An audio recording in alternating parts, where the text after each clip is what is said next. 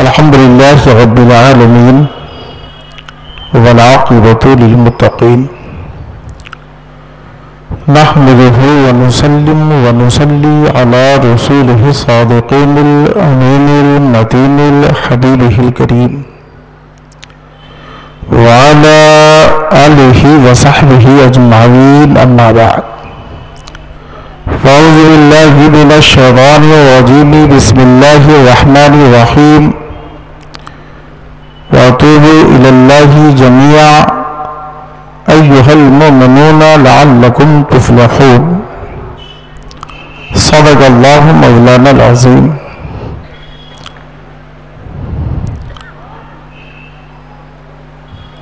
آئیے انتہائی عقیدت و محبت کے ساتھ اپنے اور ساری کائنات کی مرکزی عقیدت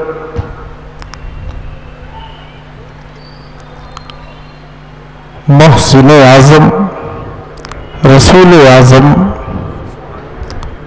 کائنات کے مسیحا رحمت عالم جان عالم روح عالم جناب محمد رسول اللہ صلی اللہ تعالی علیہ وسلم کی بارگاہ میں اس تصور کے ساتھ اس خیال کے ساتھ کہ یہ میرے حسن عقیدت کا اثر ہے،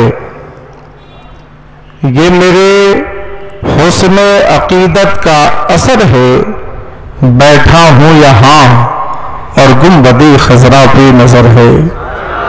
پورا مجمع اس تصور کے ساتھ کہ سرکار کا حسین روضہ میری آنکھوں کے سامنے ہے اور ہم غلامان مصطفیٰ سرکار پہ ہدیے درود و سلام پیش کر رہے ہیں.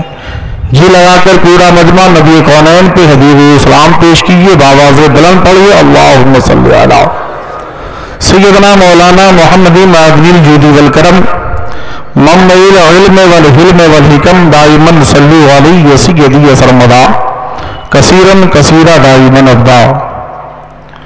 لائق مبارک باد ہیں رحمت عالم کمیٹی کے تمام وہ نوجوان جنہوں نے اپنے آقا کی محبت میں ایک تنظیم قائم کی اور اس تنظیم کے ذریعے اسلام کے شہدائیوں کو، سپاہیوں کو راہ حق دکھانے کے لیے چراغ عشق مصطفیٰ سامنے لایا اور لوگوں کو یہ پیغام دیا کہ اے لوگوں، اللہ کے حبیب سے سچی محبت کرو، یہی ذریعہ نجات ہے. علماء کرام کا اس دیار میں تشریف لانا یہ باعث برکت ہے. مجھ سے پیشتر عزیز گرامی محب گرامی حضرت علامہ جمیل احمد قادری صاحب سے آپ نے بہترین تقریر سماعت کی ہے. میرے بعد ایک بہترین تقریر حضرت العلام مفتی شاکر صاحب قبلہ عطا اللہ عمرہ سے سماعت کریں گے، لیکن یہ طے ہے کہ جب تک میں یہاں ڈٹا رہوں گا وہ یہاں سٹیں گے نہیں. سمجھ رہے ہیں بات کو؟ یعنی جب تک میں مائک پہ رہوں گا اس وقت تک وہ نہیں آئیں گے. تو آپ مجھے سننے کے لیے تیار ہیں؟ جی سننا چاہتے ہیں؟ زور سے بولیے سبحان اللہ. ارے ماشاء اللہ. چاہیے بات میں آپ سے پوچھنا چاہتا ہوں، پہلی بار میں آپ کے دیار محبت میں محب گرامی جناب شاہد اقبال صاحب کی آواز پہ لبیک کہتا ہوا حاضر ہوا. کافی فون کرتے رہے اور اس بات سے پتا چلا کہ واقعی ملک الموت کی طرح وہ پیچھا کرتے ہیں. بنارس سے پورے ہندوستان میں گھومو، ہلو کون صاحب؟ میں حیدرآباد سے بول رہا ہوں، شاہد اقبال ہوں. بیٹھ کے اب یہاں پہنچا. حیدرآباد کے زیالو و دیالو سنی صحیح عقیدہ مسلمان اگر آپ سے یہ مطالبہ کیا جائے اے اسلام کے شہزادوں، اور اسلام کی خاطر اپنی گردنیں دینی ہیں، اپنے جسم سے لہو کے ایک قطرے کو اسلام کی خاطر بہانا ہے، اپنے جسم سے اپنے ہاتھ کو کٹوا کر الگ کر دینا ہے، تو کیا آپ اس کے لیے تیار ہو سکتے ہیں؟ بولیے تیار ہو سکتے ہیں؟ سبحان اللہ۔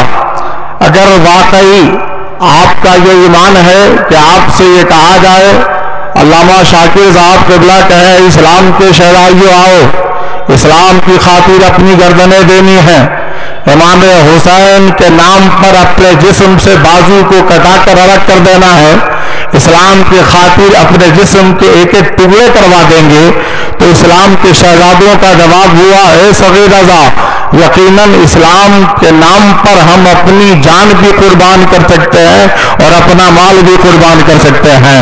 واقعی کیوں نہ کریں، چونکہ کربلا کی دھرتی پر فاطمہ کے لال نے ہمیں یہی تو پیغام دیا ہے۔ اگر واقعی آپ کا ایمان ہے کہ آپ اسلام کی خاطر اپنی جان کی بلہاری دے سکتے ہیں، تو صف اول سے لے کر صف آخر تک پورا مجمع دونوں ہاتھوں کو اٹھا کر بولا یا حسین، یا حسین۔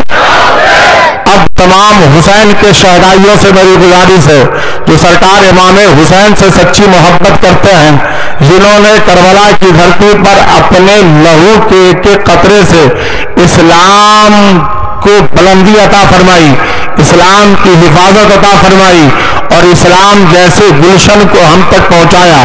سرکار امام حسین کے لہو کے قطرے کا واسطہ جو لوگ یہ کرسی پہ بیٹھے ہیں، کیا امام حسین سے محبت ہے؟ امام حسین کے نام پر اپنی کرسی چھوڑ سکتے ہیں؟ تو ان سے میری گزارش ہے کہ کرسی چھوڑ کے فرش پہ آ جائیں، آ جائیے۔ سبحان اللہ۔ یہ دیکھیے سرکار امام حسین سے سچی محبت کرنے والے ہیں۔ سبحان اللہ، سبحان اللہ۔ میرا ایمان بول رہا تھا کہ یقیناً حیدرآباد کے لوگ بڑے دیالو اور دیالو مسلمان ہیں، اسلام کی خاطر اپنی گردنیں دے سکتے ہیں۔ ماشاءاللہ آپ کا یہ ایمان، آپ کا یہ جذبہ ہمیں بتا رہا ہے مولانا، ہم اسلام کی خاطر اپنی گردنیں بھی دے سکتے ہیں، اسلام کی خاطر اپنے لہو کو قربان بھی کر سکتے ہیں۔ سبحان اللہ، سبحان اللہ۔ پورا مجمع نعرہ لگائیے ان دیوانے مصطفیٰ پر، نعرے تکبیر، نعرے رسالت، مسلک اعلیٰ حضرت، فیضان اعلیٰ حضرت، رحمت عالم کمیٹی۔ ارے زندہ باد، زندہ باد، ارے واہ، اعلیٰ حضرت، اعلیٰ حضرت، سبحان اللہ۔ یہ دیکھیے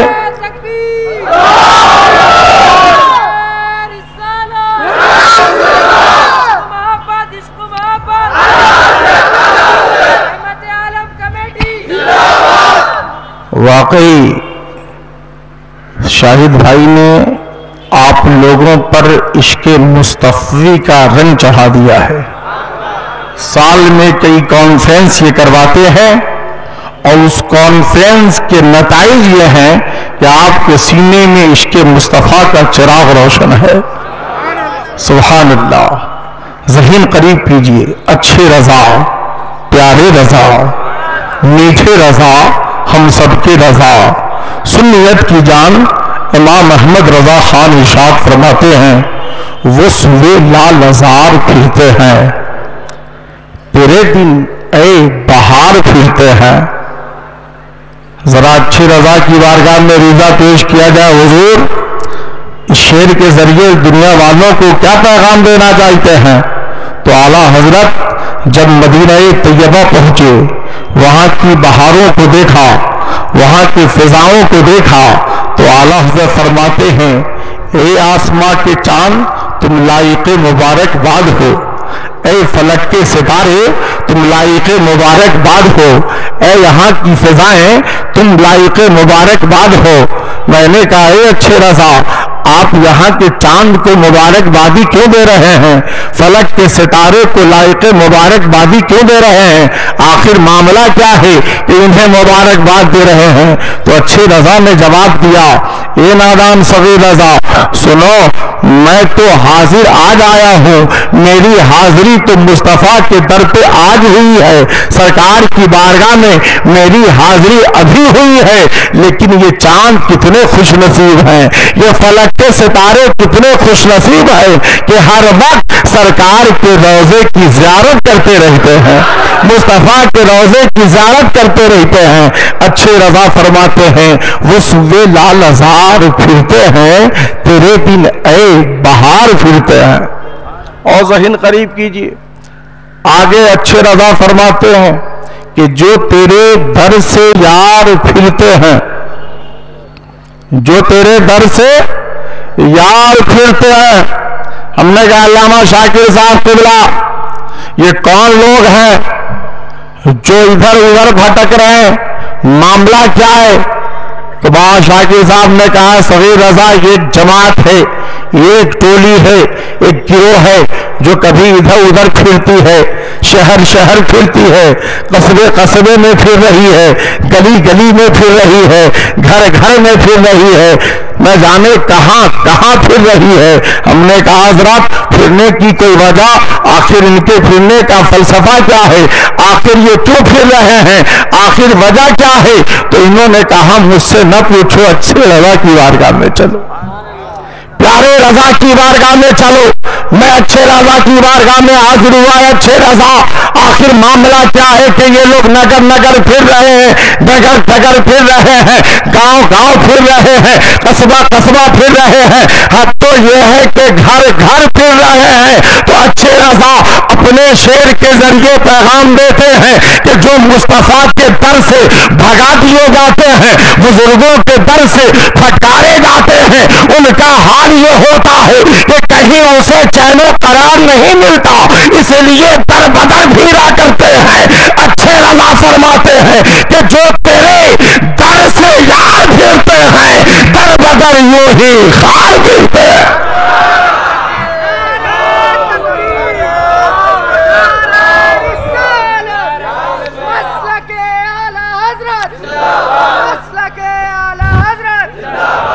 کسی نے کہا مولانا آپ لوگ بھی تو پھرتے ہو، آپ لوگ بھی تو پھرتے ہو۔ تو رحمت عالم کمیٹی کا ایک نوجوان اٹھا کہ ہاں پھرتے تو ہم لوگ بھی ہیں، لیکن تمہاری طرح نہیں پھرتے، تمہارا مقدر یہ ہے کہ نگر نگر اور ڈگر ڈگر پھرتے ہو، گاؤں گاؤں قصبہ قصبہ اور گھر گھر پھرتے ہو، لیکن ہمارا مقدر یہ ہے کہ جب ہمیں پھرنا ہوتا ہے تو غریب نواز کے در پہ پھرتے ہیں، خواجہ قطب الدین کے در پہ پھرتے ہیں، محبوب الہی کے در پہ پھرتے ہیں، بزرگوں کے دیار میں پھرتے ہیں۔ تبھی تو اچھے رضا پیارے رضا فرماتے ہیں کہ اس گلی کا گدا ہوں میں جس میں ارے مائیں تو تاجدار پھرتے ہیں۔ اس گلی کا گدا،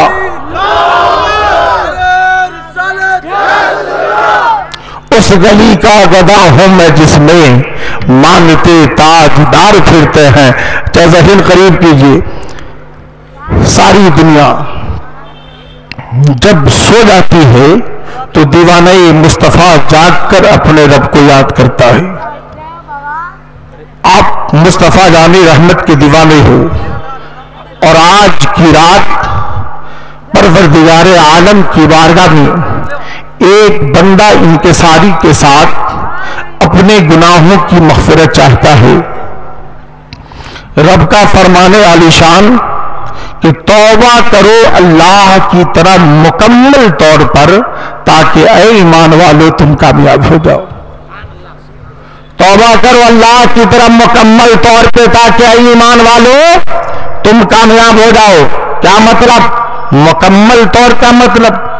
یعنی کہ ایسی توبہ نہ ہو کہ شراب نہیں پیئیں گے، چوری کریں گے، چوری نہیں کریں گے، زنا کریں گے، یہ نہیں کریں گے، وہ کریں گے۔ مسلمانوں ایسی توبہ ہو رب کی بارگاہ میں اپنی تمام خطاؤں سے توبہ کریں. اے پروردگار عالم کل سے ان تمام گناہوں سے ہم توبہ کر رہے ہیں. اے مولا اب ہم کوئی ایسی خطا نہ کریں گے, اب کوئی ایسا گناہ نہ کریں گے, ایسی کوئی غلطی نہ کریں گے جو تیرے اور تیرے محبوب کے ناراضگی کے اسباب بن سکے. اے پروردگار عالم ہم اپنی خطاؤں سے معافی مانگتے ہیں. اے مولا ہم اپنے گناہوں سے توبہ کرتے ہیں. اے پروردگار عالم اپنی رحمت سے میری خطا کو معاف فرما دے. جانتے ہو مسلمانوں, جب بندہ رب کی بارگاہ میں سچی توبہ کرتا ہے, ایسی توبہ کرتا ہے کہ مولا کل تک میں شراب پی رہا تھا, ان گناہوں سے میں توبہ کر رہا ہوں, میں جوا کھیل رہا تھا, میں توبہ کر رہا ہوں, میں شراب پی رہا تھا, توبہ کر رہا ہوں, میں زنا کر رہا تھا, میں توبہ کر رہا ہوں, میں غیبت کر رہا تھا, میں توبہ کر رہا ہوں, میں چغلی کر رہا تھا, توبہ کر رہا ہوں. اے مولا اب ایسی خطا نہ کروں گا. اے پروردگار عالم اب کوئی گناہ نہ کروں گا. جانتے ہو مسلمانوں, جب بندہ ایسی توبہ کرتا ہے, ایسی توبہ کرتا ہے تو کائنات کے مسیح ارشاد فرماتے ہیں التائب من الذنب کا کمن لا ذنب له, گناہوں سے توبہ کرنے والا ایسا ہی ہو جاتا ہے جیسا کہ اس نے گناہ کیا ہی نہیں. گناہوں سے توبہ کرنے والا ایسا ہی ہو جاتا ہے جیسا کہ اس نے گناہ کیا ہی نہیں. مان لیا جائے ایک انسان غیر میں غیر نمازی تھا, اس نے توبہ کر لی, مولا اب ہم توبہ کرتے ہیں کل سے نماز پڑھیں گے. مولا میں شراب پی رہا تھا, ان برائیوں سے میں توبہ کرتا ہوں, مولا کل سے شراب نہیں پیوں گا. مولا میں گناہ کر رہا تھا, توبہ کرتا ہوں کل سے یہ گناہ نہیں کروں گا. تو جانتے ہو مسلمانوں, اب تو کچھ لوگ کا معاملہ یہ ہوتا ہے کہ جب شراب سے توبہ کر لے, جوا سے توبہ کر لے, عقل ہو کے وہ مسجد میں جائے تو کچھ لوگ کہتے ہیں دیکھو نا 70 چوہا کھا کے بلی چلی حج کو. کل تک گناہوں میں مبتلا تھا, کل تک شراب کے اڈے میں پایا جا رہا تھا, آج بہت لمبی ٹوپی لگا لیا ہے, دیکھو مسجد میں سب سے پہلے آ رہا ہے. قسم خدا کی مسلمانوں, ایسے لوگ جو آپ کی نظر میں گنہگاروں بدکاروں سے آکار تھے, آپ نے دیکھا کہ ان کی زندگی شراب کے ٹھیکے پہ گزرا کرتی تھی, ان کی زندگی تاش کے پتوں میں الجھی رہا کرتی تھی, وہ گنہگاروں بدکاروں سے آکار تھا, لیکن اس نے توبہ کر لی ہے, اب وہ مسجد میں آ رہا ہے, اس توبہ کر لی ہے. جیسے ہی اذان کی ندا اس کے کانوں سے ٹکراتی ہے وہ مسجد میں حاضر ہوتا ہے. تو اے مسلمانوں اب اس کا مذاق نہ اڑاؤ, اب اسے یہ نہ کہو یہ بہت بڑا گنہگار تھا, دیکھو نا مسجد میں آیا ہے, بہت بڑا شرابی تھا, دیکھو نا مسجد میں آیا ہے. اے مسلمانوں اب اس کا مذاق نہ اڑاؤ, چونکہ جب اس انسان کا مذاق اڑاتے ہو تو یہ رب کی رحمت سے ٹکراؤ ہے. چونکہ رب کے پیارے حبیب فرماتے ہیں کہ جب بندہ سچی توبہ کر لیتا ہے تو وہ ویسا ہی ہو جاتا ہے جیسا کہ اس نے گناہ کیا ہی نہیں. تو مسلمانوں جب بندہ سچی توبہ کر لیا تو نبی فرماتے ہیں کہ وہ ایسا ہو گیا جیسا کہ اس نے گناہ کیا ہی نہیں. تو اب اگر آپ کہو گے وہ گنہگار تھا, اب آپ کہو گے وہ شرابی تھا, اب آپ کہو گے وہ جانی تھا, اب آپ کہو گے کہ وہ جوا کھیلنے والا تھا, تو جانتے ہو مسلمانوں اس انسان کی دل آزاری ہوگی, اور کسی مومن کی دل آزاری کرنا یہ گناہ ہے. چونکہ جب جسے اللہ اپنے نیک بندوں میں قبول کر لے, دنیا کی کوئی کسی کو یہ طاقت نہیں کہ اس بندے کو گنہگار کر دے, اس بندے کو خطا ٹال کر لے, چونکہ رب نے اسے نیک بندوں میں قبول فرما دیا. یہی وجہ یہ راتیں سب کو میسر نہیں آتی. ظاہر سی بات ہے کہ پچھلے سال جو لوگ زندہ رہے ہوں گے بہت سارے اس سال دنیا سے چلے گئے ہوں گے, ہے نہیں بھائی؟ جو لوگ اس سال ہیں ضروری نہیں کہ اگلے سال سے رات میں رہیں, وہ چلے جائیں گے, بہت سارے لوگ چلے جائیں گے. تو بتائیے جو چلے جائیں گے اور یہ راتیں انہیں میسر نہیں ہوں گی, وہ اپنی گناہوں سے توبہ کر پائے گا؟ اپنی خطاؤں سے توبہ کر پائے گا؟ نہیں کر پائے گا. لیکن کچھ لوگ کہتے مولانا میں تو بہت بڑا گنہگار ہوں, کیا رب مجھے معاف فرمائے گا؟ کیا میری خطا کو معاف کر دے گا؟ کیا میرے گناہوں کو معاف کر دے گا؟ تو کچھ لوگ تو شرمندہ ہیں، ندامت کے آنکھوں میں آنسو لے کر کے رب کی بارگاہ میں گر گرا رہے ہیں، اور کچھ لوگ ایسے بھی ہیں جو گناہ بھی کر رہے ہیں، کالر کو کھڑا بھی کر رہے ہیں، گناہ بھی کر رہے ہیں، سینہ کو چوڑا بھی کر رہے ہیں، گناہ بھی کر رہے ہیں، اور بوسا دادا بن کے محلے میں چل بھی رہے ہیں۔ سب سے بڑے باس ہمیں ہیں، سب سے بڑے دادا ہمیں ہیں۔ اے مسلمانوں، انسان ہے، خطا ہونی ہے، انسان ہے، گناہ ہوگا، انسان ہے، آدمی ہے، لرزشیں ہوں گی، لیکن اس کا مطلب یہ نہیں ہے کہ گناہ ہو گیا ہے سینہ چوڑا بھی کیا جائے، خطا ہو گئی ہے کالر کو کھڑا بھی کیا جائے۔ آدمیت کی بنیاد پہ آپ سے خطا ہوگی، آپ سے لرزش ہوگی، آپ سے گناہ ہوگا، لیکن جیسے ہی گناہ ہو جائے، جیسے ہی کوئی لرزش ہو جائے، جیسے ہی کوئی خطا ہو جائے، کالر کو کھڑا نہ کرو، سینہ کو چوڑا نہ کرو، بلکہ رب کی بارگاہ میں جھک جاؤ، اپنے آنکھوں میں آنسو کو سجا لو اور اپنے مولا کی بارگاہ میں انکساری کے ساتھ توبہ کرو۔ اے مولا مجھ سے خطا ہو گئی ہے، اے پروردگار عالم مجھ سے لرزش ہو گئی ہے، اے مولا مجھ سے گناہ ہو گیا ہے۔ علماء فرماتے ہیں کہ جب بندہ ندامت کے آنسو اپنے آنکھوں میں ڈال کر کے رب کی بارگاہ میں جھک جاتا ہے تو پروردگار عالم کے نزدیک اس سے بہتر کوئی بندہ ہوا ہی نہیں کرتا۔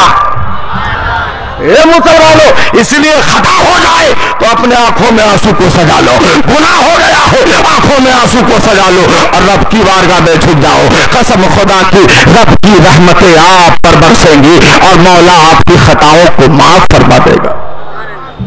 لیکن اس کے باوجود بھی کچھ لوگ کہتے ہیں مولانا میں نے تو ایسی ایسی خطا کی ہے، ایسا ایسا گناہ کیا ہے، مجھ سے ایسی ایسی لرزشیں ہو گئی ہے، کیا اللہ تعالیٰ مجھے معاف فرمائے گا؟ کیا رب مجھے معاف فرما دے گا؟ اے اختیار کے لوگوں، اے حیدرآباد کے جالو سنی مسلمانوں سنو، آپ کا رب، ساری کائنات کا رب کتنا بڑا رحیم و کریم ہے اور وہ اپنے کیسے کیسے گنہگار بندوں کو معاف فرماتا ہے۔ ذرا رب کی رحمت کو ملاحظہ فرماؤ، کائنات کے مسیحا ہے، رحمت عالم ہے، سرکار کی بارگاہ میں ایک صحابیہ آ گئی۔ کون آ گئی؟ صحابیہ آ گئی۔ یا رسول اللہ مجھ سے خطا ہو گئی ہے، یا رسول اللہ مجھ سے گناہ ہو گیا ہے، یا رسول اللہ مجھ سے لرزش ہو گئی ہے، یا رسول اللہ مجھے سزا دی جائے۔ اے اللہ کے حبیب مجھ سے گناہ ہو گیا ہے، مجھے سزا دی جائے۔ مصطفیٰ جان رحمت ارشاد فرماتے بتاؤ تو نے کون سی خطا کی ہے، کون سا گناہ کیا ہے، کون سی لرزش ہو گئی ہے؟ صحابیہ کہتی ہے یا رسول اللہ مجھ سے زنا ہو گیا ہے، یا رسول اللہ مجھ سے زنا ہو گیا ہے، یا رسول اللہ، اور زنا کا بچہ میرے پیٹ میں پرورش بھی پا رہا ہے، ایک بچہ میرے پیٹ میں پل بھی رہا ہے۔ اتنا سننا تھا، کائنات کے مصطفیٰ، کائنات کے مسیحا کی آنکھوں میں آنسو آ گئے۔ مصطفیٰ جان رحمت نے فرمایا میری نظروں سے دور ہو جا، میری نظروں سے دور ہو جا۔ وہ عورت روتی چلی جا رہی ہے، نبی کونین کی بارگاہ میں ہے، روتی چلی جا رہی ہے۔ میں نے کہا علامہ شاکر صاحب قبلہ آخر معاملہ کیا ہے؟ خطا صحابیہ سے ہوئی ہے، رب کی بارگاہ میں جانی چاہیے تھا، خطا صحابیہ سے ہوئی ہے، رب کی بارگاہ میں رونی چاہیے تھا، مصطفیٰ کی بارگاہ میں کیوں آ گئی ہے؟ سرکار کی بارگاہ میں کیوں آ گئی ہے؟ نبی کونین کی بارگاہ میں کیوں آ گئی ہے؟ تو علامہ شاکر صاحب نے جواب دیا اے صغیرہ ذا، مصطفیٰ جان رحمت کی بارگاہ میں وہ صحابیہ اس لیے آ گئی کہ اللہ کے نبی اگر دعا فرما دیں گے، مصطفیٰ جان رحمت اس کے حق میں دعا فرما دیں گے تو یقیناً رب کی رحمت جھوم کے اس پہ برسے گی۔ میں نے کہا اے علامہ شاکر صاحب لیکن اس نے گناہ تو بہت بڑا کیا ہے،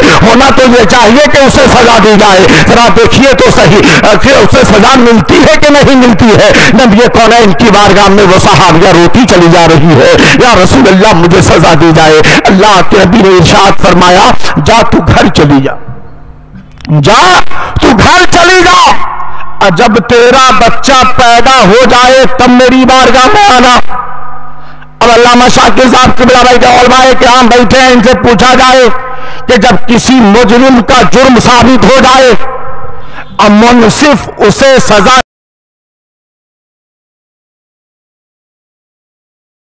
چاہے تو مجرم کون بنے گا؟ انصاف سنانے والا۔ کون بنے گا؟ انصاف سنانے والا۔ نبی سزا کو مؤخر فرما رہے، چاہ تیرا بچہ جب پیدا ہو تب میری بارگاہ میں آنا. اے علامہ شاکر صاحب، اگر اس بیچ میں اس عورت کا انتقال ہو گیا تو کیا ہوگا؟ تو علامہ شاکر صاحب نے کہا نادان، تم نے کہنے والے کو نہیں دیکھا، ارے وہ رسول کہہ رہے ہیں جو غیب کا مصطفیٰ ہے. میرے نبی فرما رہے ہیں جاؤ، جب تیرا بچہ پیدا ہو جائے تب میری بارگاہ میں آنا. جب نبی نے کہہ دیا ہے تو اس عورت کو موت آ ہی نہیں سکتی ہے، اس عورت کی موت آ ہی نہیں سکتی ہے. جاؤ، جب تیرا بچہ پیدا ہو جائے تب میری بارگاہ میں آنا. عورت چلی گئی. کچھ دنوں کے بعد بچہ پیدا ہوا. گود میں بچے کو لے کے وہ صحابیہ نبی کونین کی بارگاہ میں حاضر ہو گئی. یا رسول اللہ، اب مجھ سے گناہوں کا بوجھ سر پہ لے کے چلا نہیں جاتا. آج جانتے ہو پیارے، بیٹا سے گناہ ہو جائے تو باپ چھپانے کی کوشش کرتا ہے، پوتا سے گناہ ہو جائے تو دادا چھپانے کی کوشش کرتے ہیں، بھائی سے گناہ ہو جائے بھائی گناہ چھپانے کی کوشش کر رہا ہے. لیکن صحابیہ سے خطا ہو گئی ہے، صحابیہ سے گناہ ہو گیا ہے. مصطفیٰ جان رحمت کی بارگاہ میں حاضر ہو گئی. یا رسول اللہ، گناہوں کا بوجھ لے کے اب مجھ سے چلا نہیں جاتا. یا رسول اللہ، مجھے سزا دی جائے. یا رسول اللہ، اسلام کے قانون جو ہے اس قانون کے مطابق مجھے سزا دی جائے. اللہ کے نبی نے دیکھا صحابیہ کی گود میں ننھا سا بچہ ہے جو ماں کی گود میں مچل رہا ہے، ماں کی گود میں تڑپ رہا ہے. سرکار فرماتے ہیں عورت جا گھر چلی جا، اور جب تیرا بچہ اپنے ہاتھ سے روٹی کھانے لگے تب میری بارگاہ میں آنا. جا گھر چلی جاؤ، اور جب تیرا بچہ اپنے ہاتھ سے روٹی کھانے لگے تب میری بارگاہ میں آنا. عورت چلی گئی. جانے کے بعد جب کچھ عرصے گزر گئے، بچہ کچھ اپنے ہاتھ سے کھانے لگا، تب وہ عورت مصطفیٰ کی بارگاہ میں آ رہی. اور آنے کا انداز دیکھیے، آنے کا تیور دیکھیے، ایسے نہیں آ رہی ہے. اپنے ننھے سے بچے کے ہاتھ میں روٹی کا ٹکڑا پکڑا دیا. آگ بچنے کی سبیل نکالی جا رہی ہے، ڈیفینس کی صورت نکالی جا رہی ہے. کیسے بچا جائے، سزا نہ ملے، کیسے پردہ ڈال دیا جائے. لیکن صحابیہ ہیں، سزا پانے کے لیے تڑپ رہی ہیں. بہانہ نہیں چاہیے بلکہ یا رسول اللہ سزا دی جائے. بچے کے ہاتھ میں روٹی پکڑا کر کے نبی کونین کی بارگاہ میں حاضر ہو گئی. یا رسول اللہ، میرا بچہ روٹی کھانے لگا ہے. یا رسول اللہ دیکھیے نا، میرے بچے کے ہاتھ میں روٹی کا ٹکڑا بھی ہے. میں نے کہا ایوانا شاکر صاحب، آخر عورت بار بار مصطفیٰ کی بارگاہ میں کیوں آ رہی ہے، نبی کونین کی بارگاہ میں کیوں آ رہی ہے؟ تو انہوں نے کہا ایسا رضا مجھ سے نہ پوچھو، عالم تصور میں اچھے رضا کی بارگاہ میں چلتے ہیں، پیارے رضا کی بارگاہ میں چلتے ہیں. جب اچھے رضا کی بارگاہ میں میں حاضر ہوا، اے اعلیٰ حضرت، حیدرآباد کے بھولے بھالے مسلمان آپ کی بارگاہ میں ریزہ پیش کرنا چاہتے ہیں. صحابیہ سے خطا ہو گئی ہے، نبی کی بارگاہ میں بار بار کیوں آ رہی ہے، نبی کی بارگاہ میں بار بار کیوں حاضر ہو رہی ہے؟ تو اعلیٰ حضرت فرماتے ہیں ارے جانتے نہیں، مصطفیٰ کریم ہے، کریم ہے اس لیے آ رہی ہے کہ نبی کا کرم ہو گیا، نبی کی محبت والی آنکھیں پڑ گئی، نبی کی محبت والی نظریں مجھ پر پڑ گئی، تو رب کا بھی کرم ہو جائے گا، اللہ کا بھی کرم ہو جائے گا. تبھی تو اچھے رضا، پیارے رضا فرماتے ہیں کر کے تمہارے گناہ مانگے تم ہی سے پانا، ہو دامن میں آ تم پہ کرارا درو. آ گئے نبی کی بارگاہ میں.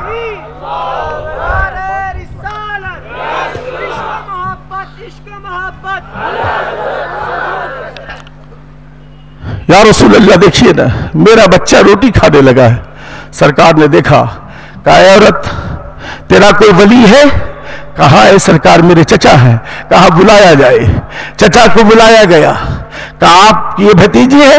ہاں یا رسول اللہ. کہا اس کے بچے کو اپنی کفالت میں لو گے، اس کی پرورش کرو گے؟ ہاں یا رسول اللہ کروں گا. کائنات کے مسیحا نے کہا پھر اس بچے کو تم اپنی گود میں لے لو. اس عورت کے چچا اس کے بچے کو اپنی گود میں لے لیے.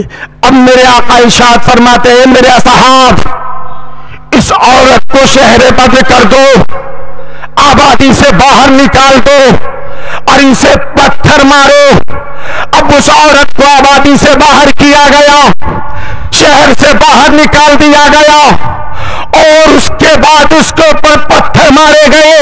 جیسے ہی پہلا پتھر حضرت خالد بن ولید کا اس کے پیشانی پہ لگا کہ اس کے منہ سے آہ نکلی اور اس نے اپنے رب کو یاد کیا، مولا پروردگار عالم، میں اپنے گناہوں سے توبہ کرتی ہوں، میں اپنی خطاؤں سے توبہ کرتی ہوں. اور بار بار مصطفیٰ جان رحمت کو دہائی دے رہی تھی، بار بار مصطفیٰ جان رحمت کو پکار رہی تھی، لیکن اصحاب کرام ہے اتنا پتھر مارے، اتنا پتھر مارے کہ وہ عورت ہلاک ہو گئی. اصحاب کرام نبی کونین کی بارگاہ میں جیسے ہی حاضر ہوئے، آقا نے ارشاد فرمائے، میرے اصحاب بتاؤ وہ عورت کیسی ہے، اس کے حالات کیسے ہیں؟ حضرت خالد بن ولید نے کہا، یا رسول اللہ، ہم لوگوں نے اسے پتھر مار مار کر ہلاک کر دیا ہے، لیکن یا رسول اللہ، جیسے ہی اس کی پیشانی پہ پہلا پتھر لگا، اس نے بھری ہوئی آواز سے آسمان کی طرف دیکھا اور آپ کے نام کی وہ دہائی دے رہی تھی، بار بار آپ کو پکار رہی تھی. اتنا سننا تھا کہ سرکار رو پڑے، آقا کے آنکھوں میں آنسو آ گیا. میرے آقا ارشاد فرماتے ہیں، اے میرے اصحاب، جب اس نے میرے نام کی دہائی دی تو تمہیں چھوڑ دینی چاہیے تھا، کیونکہ جب اس کی پیشانی پر پہلا پتھر لگا تھا تو اس نے ایسی توبہ کی تھی، ایسی توبہ کی تھی کہ پروردگار عالم نے اس کی خطا کو معاف فرما دیا تھا. اے میرے اصحاب، یہی تک نہیں بلکہ اس کی توبہ ایسی توبہ ہے کہ اس کی توبہ تمام مکے والوں کے لیے کافی ہو گئی. اللہ اللہ اللہ کے نبی ارشاد فرماتے ہیں، چلو اس کے جنازے کی نماز میں پڑھوں. اللہ اللہ، ذرا غور تو کریں. سرکار جنازے میں شریک ہوئے، نماز جنازہ پڑھائی، اور آقا ارشاد فرماتے ہیں، جملے کو دیکھیے، سرکار فرماتے ہیں کہ آج جو اس کے جنازے میں شریک ہو جائے گا، اس کی توبہ کے صدقے میں اس کی بھی خطا معاف کر دی جائے گی. اے حیدرآباد کے جالو مسلمانوں، کیا بھی آپ اپنے کوڑ کو کھڑا کرو گے؟ کیا بھی اپنے سینہ کو چوڑا کرو گے؟ نہیں نہیں، بلکہ کوئی خطا ہو جائے، کوئی گناہ ہو جائے، کوئی لرزش ہو جائے تو سینہ کو چوڑا نہ کرو، کوڑا کھڑا نہ کرو، بلکہ اپنے آنکھوں میں آنسو کو سجا کر کے رب کی بارگاہ میں گر جاؤ. رب قدیر تمہاری خطاؤں کو معاف فرمائے گا. زور سے بولیے سبحان اللہ، اور محبتوں سے بولیے سبحان اللہ. بات سمجھ میں آئی ہو تو دونوں ہاتھوں کو اٹھا کے بولیے، یا رسول اللہ، یا حبیب اللہ. زندہ باد زندہ باد. ذہن قریب کیجئے. اے مسلمانوں، رب قدیر اپنے بندوں کی خطاؤں کو معاف فرماتا ہے، اپنے بندوں کی لرزشوں کو معاف فرماتا ہے، اپنے بندوں کے گناہوں کو معاف فرماتا ہے. یہی تک نہیں، آئیے میں بتاؤں کہ اللہ تعالیٰ کیسے کیسے گنہگار بندوں کی خطا کو معاف فرماتا ہے. ایک شخص ہے جو بہت ہی مشہور اللہ کے ولی ہے، نام ہے حضرت حبیب اعظمی. لیکن جانتے ہو پیارے، اللہ کے ولی سے پہلے یہ کیا تھے؟ دیکھیے اللہ تعالیٰ کیسے کیسے گنہگار بندوں کو معاف فرماتا ہے، اور معاف ہی نہیں کرتا بلکہ جس پہ کرم کر دے اسے اپنا محبوب بھی بنا لیتا ہے. حضرت حبیب اعظمی اللہ کے بہت بڑے ولی ہیں، لیکن ولی سے پہلے جانتے کیا تھے؟ بہت بڑے سود خور تھے. کیا تھے؟ سود خور. اور اتنے بڑے سود خور کہ پورے حیدرآباد میں گھوم جائیے اس کی مثال نہیں ملے گی. کتنے بڑے سود خور تھے کہ پیسہ لگان پہ لگاتے، اور اس کی وصولی کے لیے جب اس کے گھر جاتے اور اگر کوئی ان کا سود نہیں دیتا تو کیا کہتے جانتے ہیں؟ کہ میں تمہارے گھر آیا ہوں، کیش اپنی جگہ، سود اپنی جگہ، یہ تو مسلم ہے، لیکن میں جو تمہارے گھر آیا ہوں اس کا معاوضہ مجھ کو الگ سے دو. بتائیے حیدرآباد میں اتنا بڑا کوئی سود خور ہوگا بھائی؟ کوئی ہوگا نہیں. لیکن حبیب اعظمی اتنے بڑے سود خور تھے کہ جب وہ کہیں پیسے کو وصولنے جاتے اور انہیں کیش نہ ملتا، سود نہ ملتا، تو آپ کہتے کیا کہ میں تمہارے گھر تک جو آیا ہوں اس کا معاوضہ مجھ کو الگ سے دو. ایک روز حبیب اعظمی چلے گئے، کہاں؟ पैसा वसूलने के लिए। एक शख्स आपका कर्जदार था, वहां पहुंचे, दरवाजे पे दस्तक दिया, आवाज आई कौन? कहा मैं हबीब अज़मी हूं। कहा किस लिए आए हैं? कहा तुम्हारा शौहर मेरा गुनहगार, मेरा कर्जदार है, मैं कर्ज वसूलने आया हूं। कहा मेरे शौहर तो नहीं है, जंगल में काम करने गए हैं। कहा जंगल में काम करने गए हैं तो मेरा सूद लाओ। कहा घर में तो कुछ नहीं है, 3 रोज से हम लोग फाका कर रहे हैं, घर में कुछ नहीं कि खाना हम लोग खा सके, बड़ी गुर्बती का आलम है, हम लोग गरीब हैं, बहुत परेशान हाल है। मेरे शौहर आएंगे तो हम तमाम हालात आपके बयान कर देंगे, आप आए थे हम बोल देंगे, आपका वक़्त जल्दी लौटा देंगे। कहा नहीं नहीं, क्या तुम्हें मालूम नहीं कि मेरा तरीका है कि जब हम किसी के दरवाजे पे पहुंचते हैं कर्ज वसूलने के लिए, अगर कुछ नहीं मिलता तो मैं अलग से मुआवजा लिया करता हूं, इसलिए बगैर कुछ लिए मैं नहीं जा सकता। मैं तुम्हारे घर में जो कुछ है वो मुझे उठा के दे दो। औरत कहती है हबीब अज़मी मेरे घर में कुछ नहीं है, 3 रोज से मेरे भूखे बच्चे यहाँ बैठे हुए हैं, मेरा शौहर कहीं से एक सीरा उठा कर लाया है, उसी सीरे को मैं पका रही हूँ, ये नन्हे नन्हे बच्चे इस इंतजार में बैठे हैं कि पक जाएगा खाना तो हम खाएंगे, ये नन्हे नन्हे बच्चे इस इंतजार में है कि खाना बन रहा है। हबीब अज़मी ने कहा सुनो, तो जो हांडी में तुम बना रही हो, जो सीरा तुम बना रही हो, वो सीरा ही मुझे दे दो, वो सीरा ही मुझे दे दो। अब वो इस्लाम की शहजादी, वो गरीब औरत उस पतीले को उठा करके हबीब अज़मी को दे नहीं जाती है कि नन्हा नन्हा बच्चा उसके आंचल को पकड़ लेता है। अम्मी ये क्या कर रही हो? ए अम्मी जान, कई रोज से तो हम लोग भूखे हैं, अब तक एक दाना हमारे मुंह में नहीं गया है, मैं तो इसी इंतजार में बैठा था कि आप खाना बनाओगी तो मुझे कुछ खाना मैसर हो जाएगा, मेरा पेट भी भर जाएगा, हम भी कुछ खा लेंगे। लेकिन ए अम्मी जान, ये तुम किसको देने जा रही हो? माँ के आंखों में आंसू आ गया, चूंकि माँ की ममता बहुत अजीब होती है, माँ तड़प जाती है, माँ बेचैन हो जाती है, माँ के आंखों में आंसू आ गया।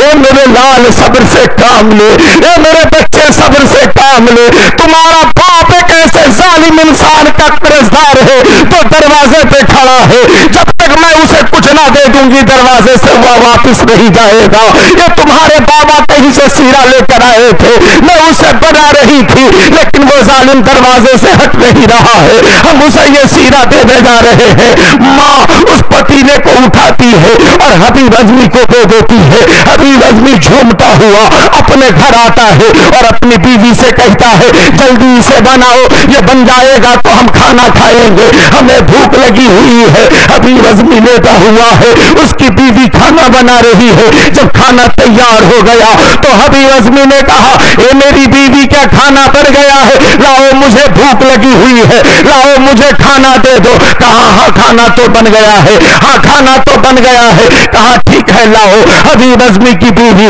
खाना निकालने के लिए जाती है और जैसे ही पतीले में चम्मच को डालती है तो उसके मुंह में चीख निकल जाती है, उसके मुंह से जोरदार आवाज निकलती है, ए हबीब अज़मी अल्लाह के कहर से डरो, अल्लाह के अज़ाब व अताब से डरो।